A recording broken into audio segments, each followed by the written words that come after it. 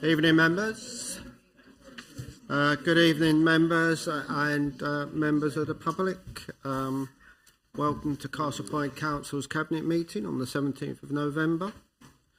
Could I have, before we go around, an introduction to the members, starting with Councillor Warren Gibson. Good evening. Thank you, Chair. Councillor Steve Mountford, Resources. Thanks, Chair. Cabinet Member for People and Community, Councillor Ross Savage. Good evening, Chair. Councillor Barry Palmer, Economic Growth and Climate Action. Good evening, Chair. Councillor Carol Sage, Health, Wellbeing and Housing. Good evening, members. Councillor Michael Fuller, responsible for Environment. Thank you, members, and I'm Councillor Dave Blackwell, Leader of the Council. Have we any apologies for absent? Yes, Chairman, we have apologies for absence from Councillor Tom Gibson. Thank you. Item 2, members' interest. Have we having members' interest? Thank you, Chairman. I'd like to declare a non-pecuniary interest in item number 9. You may remember I declared an interest before a previous discussion on this item, as I'm a member of Hadley Park Lawn Tennis Club, which has been mentioned in the previous reports in association with this grant funding. Thank you, Councillor Fuller. Okay, members, the minutes of the previous meeting, is it agreed I sign them as being correct? Thank you very much. Thank you very much. Members' questions, I have here, we have none. Item 4, Community Infrastructure Levy Governance Arrangements. Councillor Warren Gibson. Yeah, thank you, Chair. Obviously, the purpose of this report is just to set out the governance arrangements for the spending of the Community Infrastructure Levy that we implemented, and it took place from the 1st of May 2023. There's 3 recommendations. I won't go into too much detail because you've all got the report, but basically the summary and the proposed governance arrangements is that an initial spending plan will be developed over the 24-25 year, which enables delivery of projects to commence in the 25-26. It's expected that there will be sufficient CIL funding available by that time to deliver some initial smaller scale projects. This has obviously been to the Overview and Scrutiny Committee, and I would like to point out, because I think they've done well with 2 of their recommendations. One of them being, they said, whilst the general approach was welcome, the committee felt that it's necessary to ensure greater member engagement in the process than was initially proposed. To this end, it is now proposed that a draft version of the CIL spending plan will be presented to scrutiny in and around April each year, so that early input can be captured. This will provide scrutiny with 2 opportunities to input into the spending plan before it's presented to Cabinet for sign-off each autumn. Another one they come out with, which I thought was quite good as well, the committee sought for a wider group of community organisations to be made aware of the potential for CIL funding as part of the development of the spending plan, such as groups serving the elderly and young people and groups engaged in more niche activities. It was felt that this would enable the Council to support projects from a wider range of organisations. The proposals have been amended to enable this. So like I say, I won't go into detail the whole report, but there is 3 recommendations, Chair. The first recommendation is that the Cabinet agrees the governance arrangement for the spending of CIL receipts as set out in Appendix 1 of this report. Recommendation 2 is, if recommendation 1 is agreed, then the Cabinet authorise the establishment of the CIL Technical Advisory Group for the purpose of providing a technical steer on the CIL spending plan. And the third recommendation, if 1 is agreed, the Cabinet notes that initial engagement with infrastructure providers will occur at the beginning of 2024 to inform the CIL spending plan for 2025-2026, going up to 2028/2029. That's the 3 recommendations. Thank you, Chair. Thank you, Councillor Gibson. Members, the 3 recommendations, are they agreed? Agreed. Thank you very much. Item 5, Budget and Policy Framework for 24-25. Councillor Mumford. Thank you, Chair. The Budget Policy Framework, the agreement provides the Council with a robust framework to improve services to residents by directing resources towards the Council's priorities. This is a standard document as part of our Constitution. There are no changes, and I present the report to the Cabinet for approval. Thank you, Councillor. Thank you. Members, is the report agreed? Thank you very much. Item 6, Council Tax Reduction Scheme, accepting Hardship Fund Scheme for 24-25. Councillor Mountford. Thank you, Chair.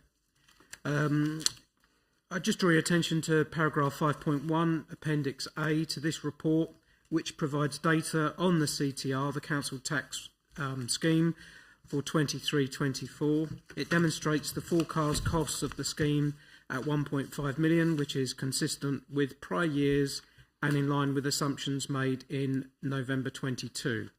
Apologies, there is a typo in the report regarding paragraph 4.2 for the consultation period, if required, should read 6 weeks, not 36 weeks. There are no changes being proposed to the CTR scheme for 24, and I present this report to Cabinet for approval. Thank you. Thank you, Councillor Mountford. Members, any questions at all? Is that agreed then, members? Many thanks. Item 7, financial update. Councillor Mountford, please introduce your item. Thank you, Chair. Okay, the financial report update. This is intended to provide Cabinet with the 23-24 forecast outturn position in respect of the General Fund, GF, Housing Revenue Account, HRA, as at the second quarter stage. The General Fund revenue for 23-24 forecast is an underspend of 812,000, as detailed in paragraph 5. There are variances to note in the report, and the main item to highlight is the higher interest receivable due to the rates at the moment with the economy. The General Fund for the forecast, an underspend of 395,000, which is detailed in paragraph 6. And the HRA revenue forecast is an overspend of 232,000, as detailed in paragraph 7. The Cabinet note on the HRA capital account for 23-24 is a forecast balance position, detailed in paragraph 8. I can take any questions on any of the variances which are in the report. I think the only thing I'd like to bring also to your attention is 81,000 spend for the capital scheme in relation to renewing the swimming pool hoists, which is detailed in paragraph 6.4 to 6.6. The new hoists will use the latest technology to make deployment of the equipment easier and more comfortable experience for the users.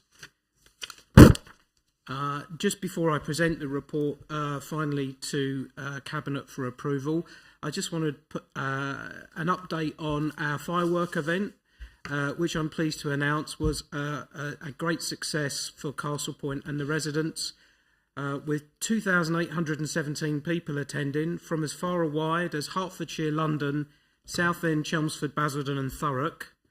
I'm very pleased to announce that we made a small profit of £210, which may not seem a lot, but that is the first time in the history of how far our records can go back where we've not made a loss. It's not only about money, it's about the number of people attending the event, and a testament to what this new council administration, and not forgetting all the officers, are capable of providing such a large-scale, complex event for the community to enjoy, and without it costing the residents a penny in council tax. Pinnacle kindly provided sponsorship and funded also 100 free family tickets, which were distributed to local charities, including Yellow Door, Havens Hospice and CAVS, to support families struggling with the cost of living crisis. We want to give special thanks to Shane Williams and the Council's leisure team, as well as our new events team, in partnership with Colchester and Fora, for arranging the event.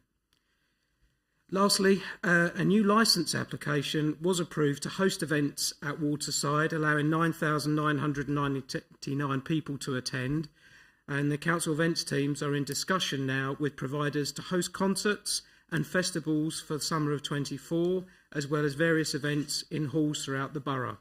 It's really exciting news for Castle Point as we bring entertainment schedule for residents of Castle Point on their doorstep. I present the report for approval. Thank you, Councillor Manfield. And can I just say the fact that everybody tells me it is one of the best firework displays they'd actually been to, and so that was good news. Members, are any questions? Not so much a question, it's more of an echoing Steve's comments about Shane and his team. You know, when we took control of the council, there had been very little for years that I think that was given to the community, and the community were begging us to do to give them something back. And I think the team, Shane's team, and the officers involved should take a lot of credit for that. They've done an excellent job. Thank you, Councillor. And I think this is what this administration aims to do. And it's all about engagement and giving things back to our residents. And so hopefully this will just be a small part of what we're going to do in the future. Members, the Cabinet notes the recommendations. Also, the Cabinet, we are asked to agree new capital scheme for the pool hosts. Is that agreed? Agreed. Thank you very much. Item 8, authority to represent the council. Councillor Munt. Thank you, Chair. The purpose of this report to approve the authorisation to allow a member of the council's law team employed by the council to represent the borough council in proceedings before Magistrates Court and the County Court. The report is linked to the council's priority as a commercial and democratically accountable council. It's a standard document allowing authority, which I present the report to Cabinet for approval. Thank you. Members, that agreed? Thank you very much. Item 9 is the Tennis Association funding offer to improve tennis courts at King George's 5th playing field on Canvey. Request for the council contribute. I think Councillor Manford, you're going to take this one. Okay. Thank you, Chair. The report as detailed is requesting an additional actually asking for £15,277 from the council, which is to cover a reduction in grant from the LTA due to inflationary pressures, as well as a slight increase in the original cost, which results in a net charge of £15,277 that we need to fund. But obviously that's outweighed by the significant grant that we're getting to put the renovate the tennis courts at the King George's Rec on Canvey. I think it's good value for money, and we should support that. Thank you. Thank you, Councillor. Members, any questions? Members, there's one recommendation then, that the Cabinet approves a drawdown from reserves of £15,277, 42p. Is that agreed?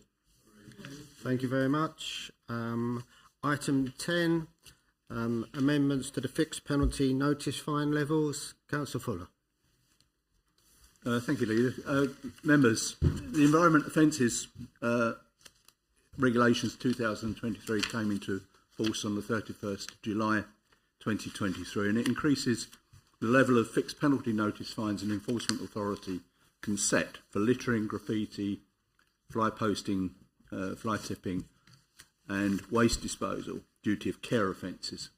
And this report recommends that following those regulations being amended and coming into force, that we as a council increase our penalties, fixed penalties, in line with the maximum allowed by those regulations. We do this to reinforce the fact that all of these offences should not be taking place, and they need to be dealt with, and we need to send a strong message to people that they will be penalised. So there are four recommendations. There are concerning fly tipping, where the current level of £400 is raised to £1,000 as the maximum fine. Fixed penalty notice for waste disposal, duty of care. Current level 300, we're increasing that to 600. Reduce if paid within 10 days. Fixed penalty notice for littering, increased from £150 to £500, and the fixed penalty notice for graffiti and fly posting from £100 up to £500. In all cases, there is a reduction offered if paid within 10 days. This is a discretionary offer. And the idea for this is really try to encourage people to pay rather than having the problem of taking them to court and expense. So it's simply a case of asking members if you will approve those 4 recommendations. Thank you. Thank you, Councillor Fuller. Members, any questions? Members? No? Members? Is it agreed that... Sorry, Councillor Aker, did you have your name? Did you put your name forward to ask a question? Well, let's take the question then. Sorry? Should we take the question? Yeah, you can take the question, but members must be known that they should really give their questions beforehand, that they want to ask a question. Councillor Aycock. Thank you, Chair. Could the Cabinet member tell me how many enforcement tickets have been issued within the last year for matters? Thank you. Thank you for the question, Councillor. I can't give that number, but that will be provided to you after the meeting. Thank you. Okay then, thank you very much. Cabinet, we're asked to agree the fixed penalty notice fines listed in 1 to 4 in the report. Are these agreed? Agreed. Thank you very much. Item 11, Disability Facility Grants Policy Amendment. Councillor Fuller.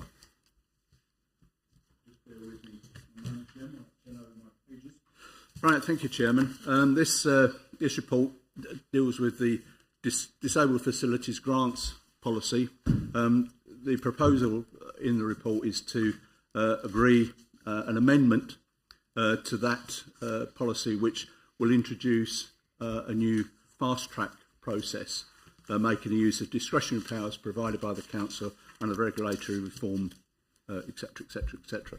So basically what we're doing is that the policy continues, but this is simply an addition to that policy to enable a fast-track approach to be used in some cases. Thank you, Chair. Thank you, Councillor Fuller. Members, any questions? Okay, no. Then the Cabinet recommended to approve the amendments to the Disability Grants Policy, which is before us. Is that agreed, members? Agreed. Thank you very much. Item 12, matters to be referred to the Standing Committees. There are no matters. Matters to be referred from the Policy and Scrutiny Committee. The Scrutiny Committee considered the CIL Governance Arrangements before us this evening. We thank the committee for their work. Members, that concludes the formal business for the evening. Good night.